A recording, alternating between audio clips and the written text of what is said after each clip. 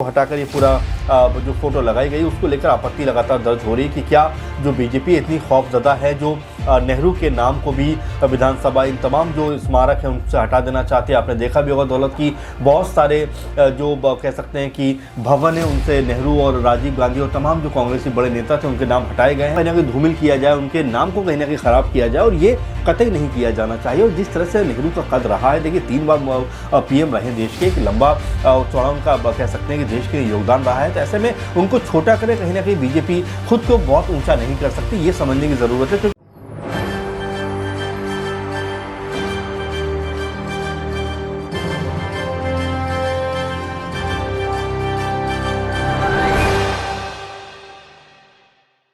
नमस्कार, मैं दौलत शर्मा और आप देखना शुरू कर चुके हैं SPN9 न्यूज़ और स्वागत है आपका हमारे खास कार्यक्रम चुनावी अखाड़ा 2023 में। मध्य प्रदेश के नए नवेले मुख्यमंत्री मोहन यादव लगातार फैसले तो ताबड़तोड़ ले रहे हैं, लेकिन कहीं ना कहीं उससे भाजपा को बड़ा नुकसान हो सकता है। भाजपा जहां 2024 की तैयारियों में पूरी तरीके से जुटी हुई है, जहां पर हर नेता बस 2024 के चुनाव के राग अलापता हुआ नजर आ रहा है। संसद से लेकर सड़क तक अगर हंगामा भी होता है तो वो संकेत 2024 के देता है कि 2023 में ही 24 के लिए राजनीति यहां पर गर्मा गई है। लेकिन मोहन यादव के ये फैसले कहीं ना कहीं बीजेपी की जो पूरी प्लानिंग है, जो बीजेपी जिस तरीके से चुनाव लड़ती है या फिर चुनावों से पहले उनकी शुरुआत को यहां पर कमजोर कर सकती है। सबसे पहले ही सीएम शपथ लेते ही जब उन्होंने यहां पर अपना कार्यभार संभाला तो खुले में मीट बेचना और यहां पर कई सारे बूचड़खानों को बंद करवा दिया और यहां पर कई सारे मुस्लिम वोट बीजेपी के काट दिए और ये कहा गया कि अपने हिंदुत्व राजनीति को लेकर इतना वो सक्रिय हो गए हैं कि ये नहीं देख पा रहे कि किस तरीके से उसके अंदर ही वो बीजेपी का नुकसान कर रहे हैं।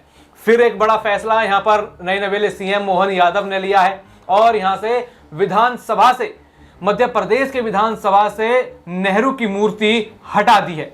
इसको लेकर पूरे प्रदेश में विवाद मचा हुआ है। कांग्रेस नेताओं द्वारा यह कहा जा रहा है कि क्या कांग्रेस के सबूत मिटा देगी बीजेपी? क्या यहां पर अपने हिंदुत्ववादी राजनीति के लिए जो है सिर्फ मोदी का गुणगान होगा?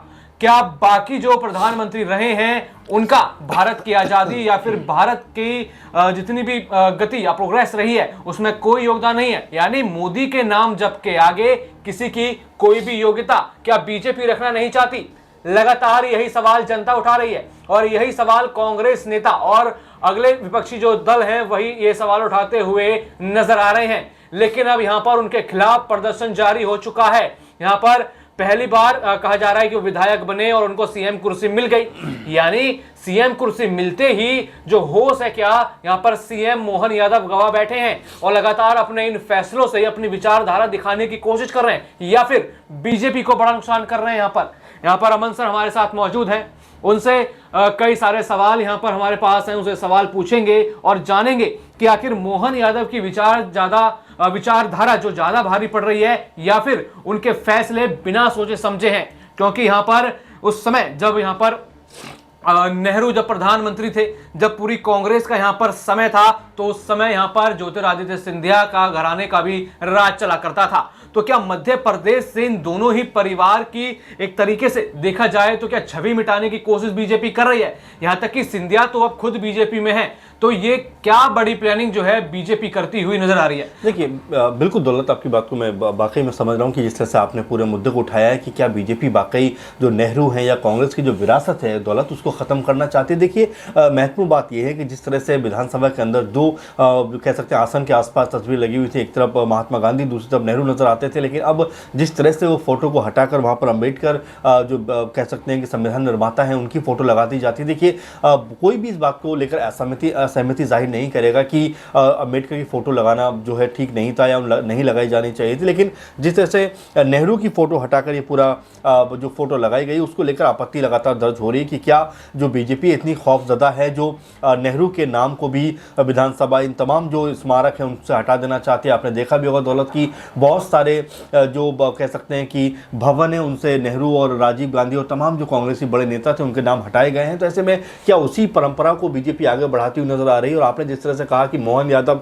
अभी कुछ दिनों पहले ही मुख्यमंत्री बने हैं, जाहिर बात है, और मुख्यमंत्री बनने के बाद उनको मेरे ख्याल में विकास की बात करना चाहिए, उनको राज्यों को किस तरह से आगे बढ़ाना उसका एक विजन सामने रखना चाहिए। लेकिन वो अपने अलग तरह के फैसलों के लिए लगातार सामने आ रहे हैं। चाहे आप बात करें कि जिस तरह से जो रेडी पटरी लगाकर अपना रोजी रोटी चलाते हैं, अंडा मीट मछली बेचते हैं, उनको बंद करने की बात हो या लाउड स्पीकर हटाने की बात हो। इसके अलावा आप देख रहे हैं कि चाहे जिस तरह से एक मुस्लिम के घर पर जो है बुलडोजर चलाने की बात हो, इसके अलावा आप जिस तरह से विधानसभा के अंदर तस्वीर हटाने की बात हो, तो ये ऐसे फैसले हैं जो कहीं ना कहीं विकास के कह सकते हैं जिस वो सोच के साथ आने चाहिए थे वो ऐसी सोच नहीं नजर आ रही। और लगातार जो हिंदुत्व का प्रभाव है, लगातार जो बीजेपी का प्रभाव है, वो अब मध्य प्रदेश में देखने को लगातार मिल रहा है। विधानसभा में कांग्रेस पार्टी जिस तरह से तस्वीर हटाई गई है उसको लेकर अब बात कह रही है कि ये ओछी मानसिकता है कहीं ना कहीं बीजेपी की, जो इस तरह की चीज़ों को कर रही है, क्योंकि ऐसा करके वो कहीं भी नेहरू का कद कम नहीं कर सकते। नेहरू ने जो देश के लिए किया है उसको कोई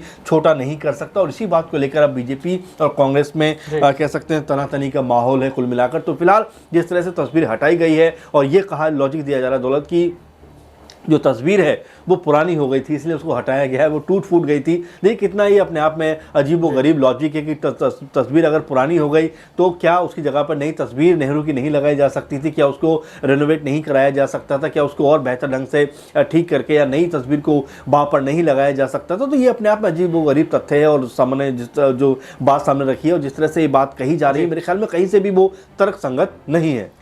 आपने यहाँ पर हिंदुत्व विचारधारा की बात करी, तो क्या हिंदुत्व विचारधारा ये कहती है कि अल्पसंख्यकों को उनका काम मत करने दो?